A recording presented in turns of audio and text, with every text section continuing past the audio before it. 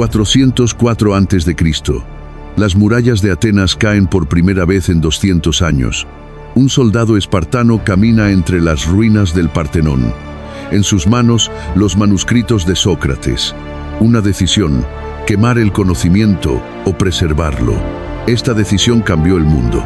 Pero espera, porque lo que te voy a contar en los próximos 30 minutos no es la historia que conoces. Es la historia que te ocultaron. Atenas y Esparta no eran solo dos ciudades rivales. Eran los dos hemisferios del cerebro de la civilización occidental. Y cuando se declararon la guerra, fue como si la humanidad se atacara a sí misma. ¿Qué tienen en común Facebook y el Pentágono? Steve Jobs y un general de élite. Silicon Valley y Corea del Norte. Respuesta: uno sigue el modelo ateniense, el otro el espartano. Hace 2500 años, en un pedacito de tierra del tamaño de Costa Rica, nacieron los dos sistemas que todavía controlan cómo funciona el mundo. Pero aquí está el secreto que cambió mi vida cuando lo descubrí. No eran enemigos naturales, no eran civilizaciones diferentes. Eran como dos hermanos que eligieron caminos opuestos y terminaron matándose entre ellos. ¿Por qué Esparta creó el primer estado socialista de la historia? ¿Cómo Atenas inventó el capitalismo 2000 años antes que Adam Smith? El momento exacto en que su alianza se rompió para siempre. ¿Y por qué su guerra sigue definiendo los conflictos del siglo XXI? Prepárate, porque esta no es solo una clase de historia. Es un manual de supervivencia para entender el mundo actual. Año 800 a.C. Grecia no existe como la conocemos. Solo hay tribus dispersas luchando por sobrevivir en un territorio montañoso y hostil. Pero en dos valles diferentes. Algo extraordinario está por nacer. Los primeros atenienses eran básicamente fracasados. No podía cultivar mucho en su suelo rocoso. No tenían minas de oro como otras ciudades. Lo único que tenían era un puerto natural y desesperación. Y la desesperación genera innovación. Comenzaron a comerciar. Aceite de oliva por trigo egipcio, vino por metales del norte. Pero aquí está la clave. Para comerciar necesitas negociar, y para negociar necesitas convencer. Resultado: los primeros atenienses desarrollaron algo revolucionario, el arte de la persuasión. Esparta, el experimento social más radical. Mientras tanto, 150 kilómetros al sur, los primeros espartanos se enfrentaban a un problema diferente. Habían conquistado una región entera, pero eran minoría. Imagínate, eres parte de una tribu de 8000 guerreros que acaba de someter a 200.000 nativos. ¿Cómo sobrevive? La respuesta espartana fue genial y terrorífica. Convertir cada aspecto de la vida en preparación militar. No era solo un ejército, era una sociedad máquina diseñada para la guerra perfecta. Y funcionó. Por 300 años, ningún ejército pudo derrotar a Esparta en tierra. 0 derrotas. Grabación perfecta. Pero aquí está lo fascinante. Ambas ciudades desarrollaron sus sistemas por la misma razón: supervivencia. Atenas sobrevivió aprendiendo a adaptarse. Esparta sobrevivió aprendiendo a dominar. Adaptación versus dominación. Y durante 200 años, ambos sistemas funcionaron perfectamente. Ahora viene la parte que te va a volar la mente. Cómo dos civilizaciones griegas crearon sociedades completamente opuestas. En Atenas, si tenías una idea nueva, podías presentarla en el ágora. Si convencías a suficientes ciudadanos, se implementaba. Democracia en acción. Resultado: innovación constante. Inventaron el teatro para influir en la opinión pública. Crearon la filosofía para entender el mundo. Desarrollaron la retórica para ganar debates. Establecieron el comercio internacional. Pero aquí está el secreto. La democracia ateniense no era inclusiva. Solo votaban los ciudadanos varones libres, 30.000 personas de una población de 300.000. Era como si solo los accionistas de una empresa pudieran votar sobre el futuro del país.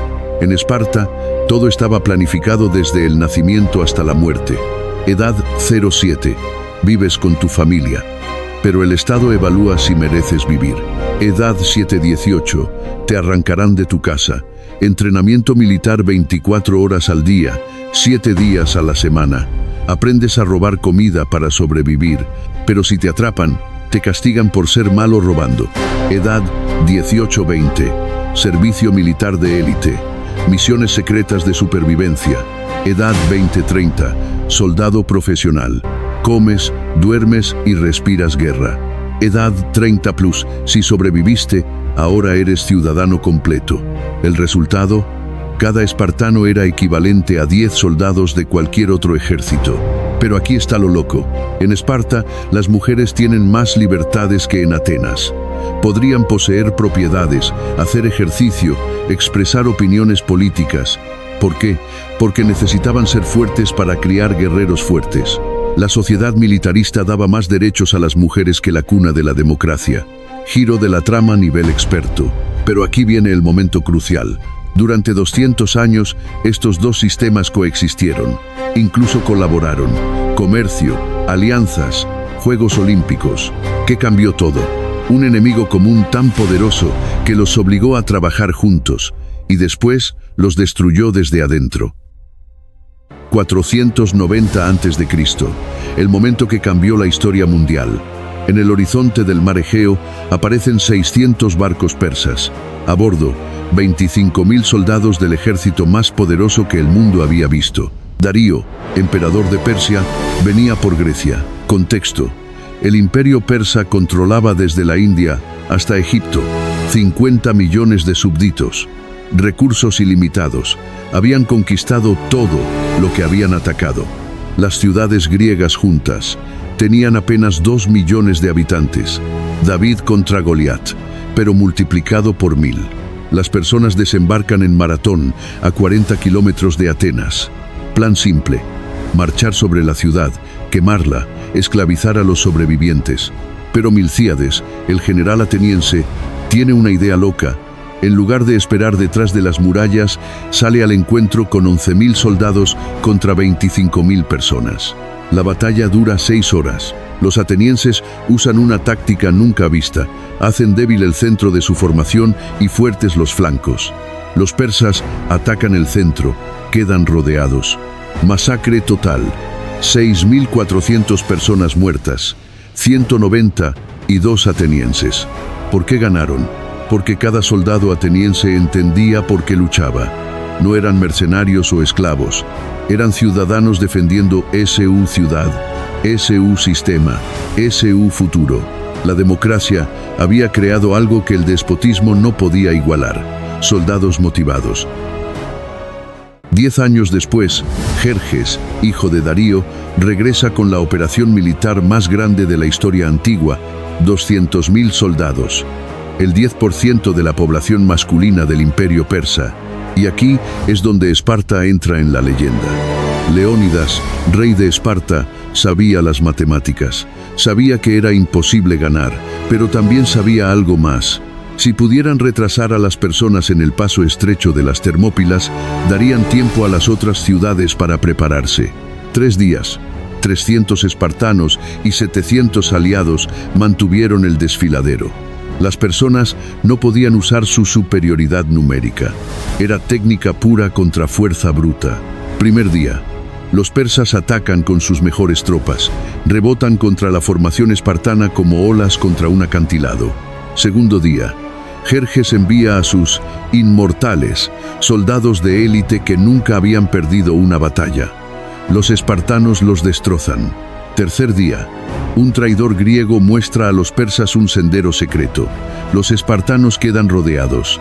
Leónidas sabía que iba a morir. Pero antes de la batalla final, desayunó tranquilamente y le dijo a sus hombres: cenamos en el Hades. Todos murieron, pero cumplieron su misión. Mientras los espartanos morían heroicamente, los atenienses ejecutaban el plan Real. Evacuaron toda su ciudad y prepararon la flota. 200 barcos griegos contra 1.200 personas en Salamina. Temístocles, el almirante ateniense, usó el cerebro donde Leónidas había usado el músculo. Atrajo a la flota persa al estrecho de Salamina, donde sus barcos grandes no podían maniobrar. Los barcos griegos, más pequeños y ágiles, los destrozaron. El resultado final: el imperio más poderoso del mundo. Derrotado por 2 ciudades que trabajaron juntas. Esparta puso el valor, Atenas puso la estrategia.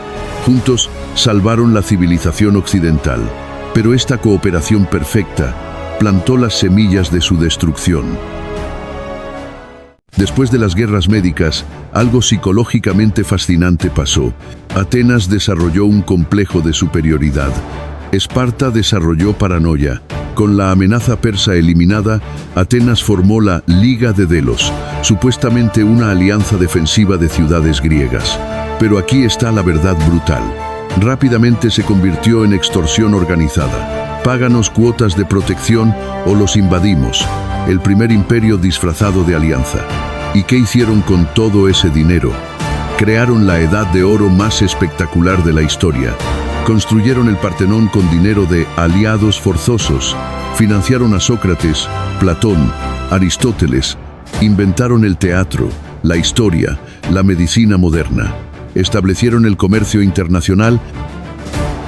Pericles, el líder ateniense, básicamente dijo: somos tan superiores culturalmente que tenemos derecho a gobernar a otros. Suena familiar, ¿verdad? Mientras Atenas se expandía, Esparta observaba desde las sombras, y lo que veían los aterrorizaba. Su antiguo aliado se estaba convirtiendo en exactamente lo que habían luchado contra: un imperio despótico. Los espartanos tenían un principio estratégico fundamental: nunca permitas que un vecino vuelva a ser demasiado poderoso. 461 a.C., Atenas comienza a interferir en las alianzas tradicionales de Esparta. Línea roja cruzada. Para Esparta, esto no era solo política, era supervivencia. Si Atenas controlaba toda Grecia, ¿cuánto tardarían en decidir que el sistema espartano era antidemocrático y necesitaba ser liberado? La trampa de Tucídides había comenzado. ¿Conoces este concepto? Cuando una potencia emergente desafía a una potencia establecida, la guerra se vuelve inevitable. China contra Estados Unidos, Alemania versus Inglaterra en 1914. Mismo patrón, diferentes épocas. Pero aquí está lo que hace única la versión griega. No era solo una guerra por poder. Era una guerra entre dos filosofías de vida incompatibles. Atenas decía: el progreso justifica el riesgo. Si no avanzas, retrocedes. Y Esparta: la estabilidad vale más que el progreso. Si no está roto, no lo arregla. Y en 431 a.C., estas dos filosofías colisionaron en la guerra más destructiva del mundo antiguo. 27 años, una generación completa que nunca conoció la paz. La guerra del Peloponeso no fue solo un conflicto, fue un apocalipsis griega. Estrategia espartana. Cada verano, marchar hacia Atenas, quemar cultivos, forzar una batalla campal donde podría usar su superioridad militar. Estrategia ateniense. Refugiarse detrás de las murallas largas que conectaban la ciudad con el puerto.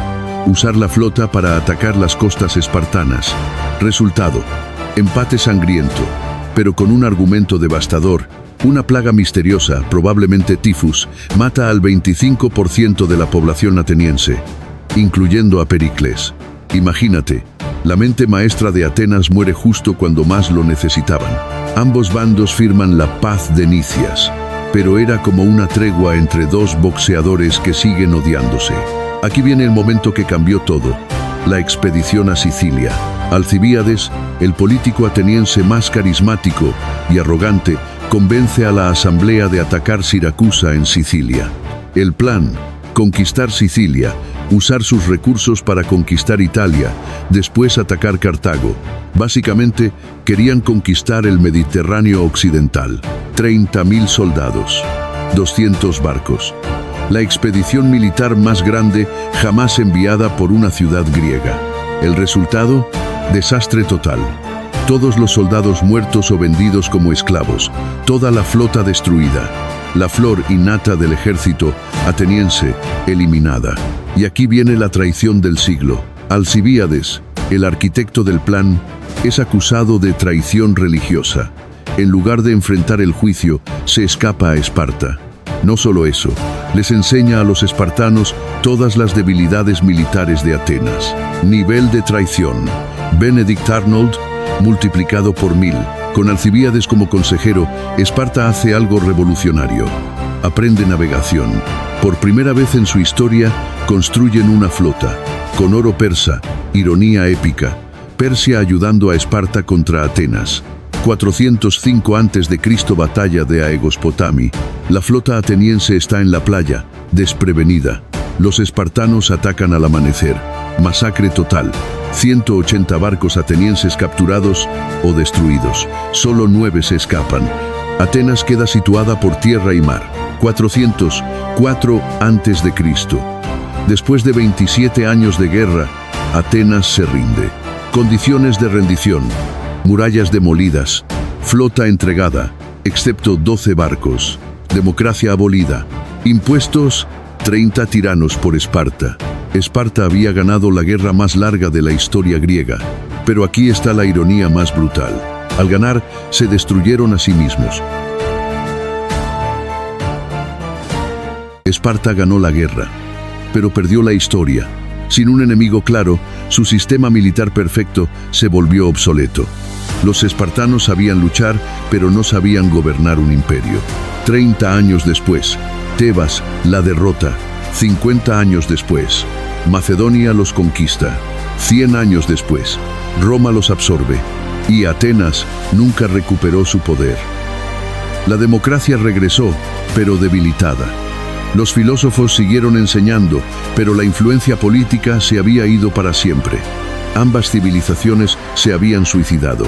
Atenas y Esparta nunca murieron realmente. Cada vez que votas, usas el sistema ateniense. Cada vez que un país tiene servicio militar obligatorio, usa el modelo espartano. Estados Unidos contra China. Innovación versus control estatal. Silicon Valley contra Singapur.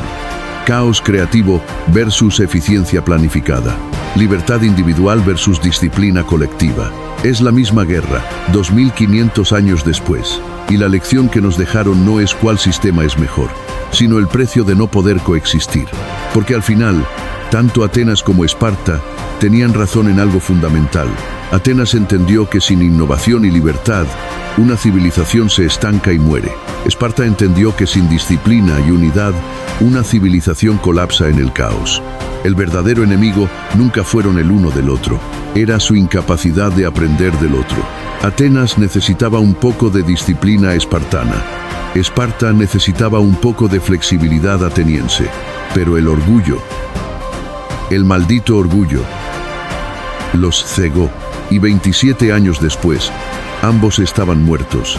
Esa es la verdadera tragedia griega. No querían perder, sino que ganando, todos perdimos. Y hasta aquí llegamos con el video de hoy. Espero que te haya gustado. No olvides darle like, suscribirte y activar la campanita para no perderte ningún contenido nuevo. Déjame tu opinión en los comentarios y cuéntame qué te gustaría ver en futuros videos. Gracias por acompañarme y hasta la próxima.